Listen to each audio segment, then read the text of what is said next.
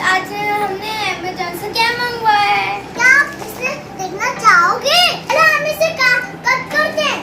चल पहले करते हैं।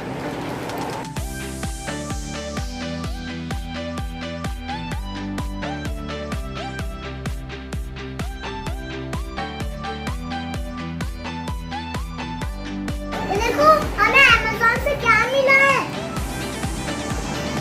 4 letter words. 4 letter words, 5 letter words.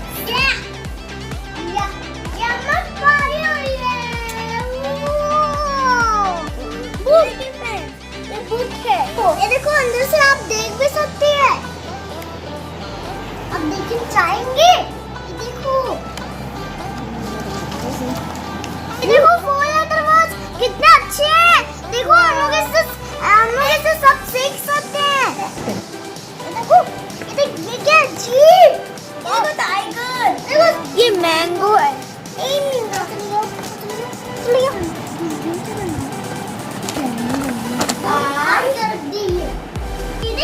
Spelling क्या है?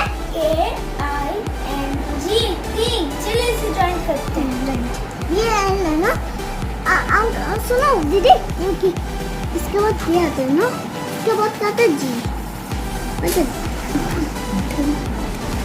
देखो आप भी मंगा के आप ऐसे स्पेलिंग सीख सकते हैं। Bye bye.